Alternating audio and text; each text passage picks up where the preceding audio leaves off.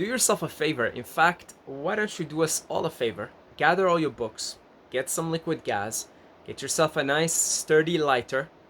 If you want to make a spectacle out of it, some wood, and burn them all.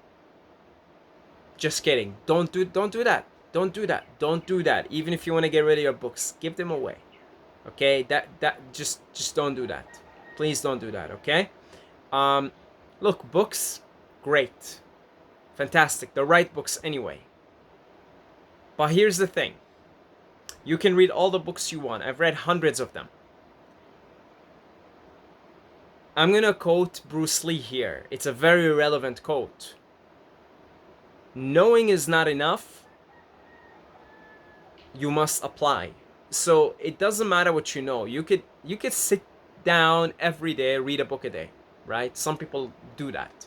I think there is like some kind of a fad that started a few years back. Read a book a day or something like that. I don't know exactly what it is, but there's a lot of them, right? And reading is okay, and reading is fine, and reading has helped me tremendously. I don't really read anymore. I have audiobooks.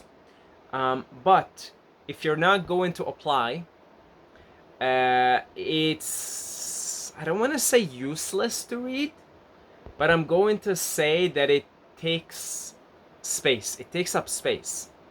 If you're gonna read a book, but you're not gonna ever apply it, you're not gonna apply the knowledge. And here's the other thing. If you finish a book, but you can't simplify it, and you can't in a paragraph say, this is what I have learned from this book,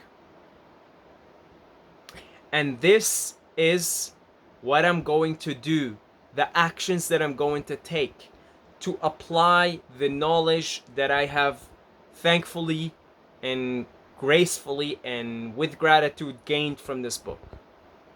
If you can't do that, if you can't write a paragraph, a summary of this is what I learned, and then another paragraph saying these are the actions I'm going to take, the daily habits that I'm going to make part of my day, that is going to help me apply this knowledge, then reading that book might as well have been useless. I think it's harsh for me to say it's completely useless. Sometimes this certain knowledge can go into your subconscious mind and it can start cooking there. But just like cooking anything, if you don't provide it with enough fire, you may start cooking, but if the fire goes out, then the meal is unfinished, the meal is uncooked. And then in that case, I would call that book useless. The other thing you have to be aware of is, what am I reading here? Is this actually useful? Is this actually information that is going to help me in life? And this is where you have to put your skeptical glasses on before picking up a book and say, I'm open-minded, but let me read, let me go through this. And then when you finish the book, ask yourself, is this going to improve my life? Is this going to help me? I don't know exactly why I thought of this, but I just thought of this book that I read a long time ago. It's 7 Habits of Highly Effective People. I think I read it, I picked it up 10 years ago. Great book. Fantastic. This is a good example because you can literally summarize at the end, because the book's called 7 Habits of Highly Effective People, right? You can literally write down the habits and say, these are the habits. So you summarize it in one paragraph. And then you write another paragraph saying, okay, this is how I'm going to incorporate these habits in my life. I can't even remember the habits, right? But habit number 1, habit number 2. I'm going to do habit number 1 X time of the day. I'm going to do this when I wake up. I'm going to do this before sleep. And if you don't apply it, useless. Now, I don't know if I probably applied that stuff. I probably did to an extent, at least, that the stuff in in that book. But here's the thing. This is a book I read 10 years ago. I don't even remember the book. Right now, I don't remember the book. So the information really goes out, and what's left is with it is action. I'm very curious to look at the habits and see, do I still do these habits? Or even the question, do I even need to do these habits any longer? Because sometimes a habit comes, serves you for a certain time, and then it no longer serves you. It's no longer needed. Like, here's an example. Back when I was in my early 20s, I had a lot of self-esteem issues. So I picked up all these great books about how to access the subconscious and how to do affirmations. And affirmations are basically things like mantras. You pick up something, a certain trait that you want to embody, and say, this is, let's say I want to be confident, right? Or something like, yeah, I want to be confident. Let's say you don't feel confident.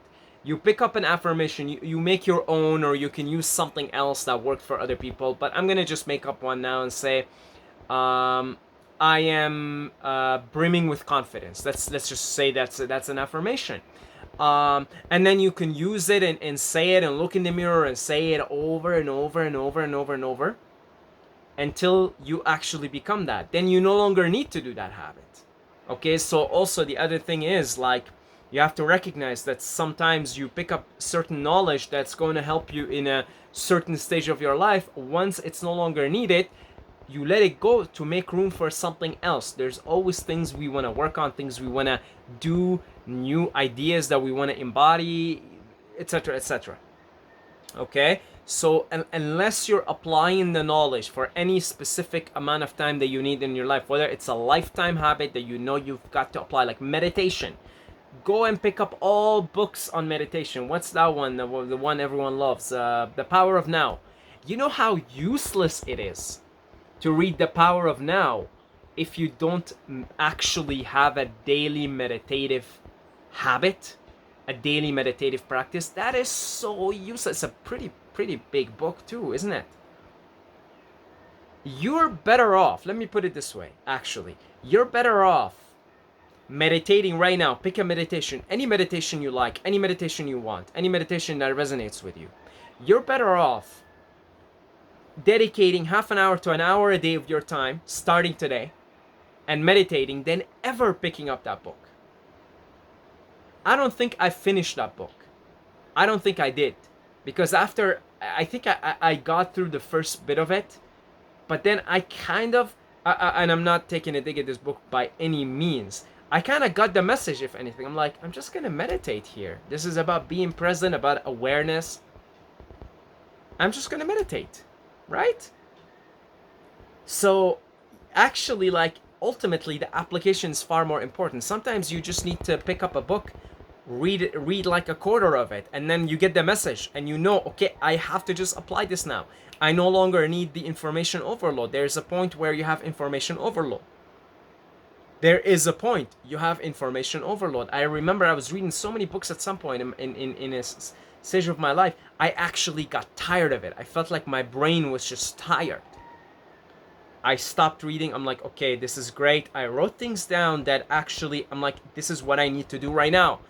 I need to do this. That's it. There is a saying, once you got the message, hang up the phone. That's so true. Think about it. This is my summary for this video. Once you picked up the message, hang up the phone. Whether it takes you to get through the full book, or whether it takes you just a few pages, you get the message, hang up the phone, and take action. Take action, my brothers and sisters. That's it. That's the moral of the story here. See you guys in the next video.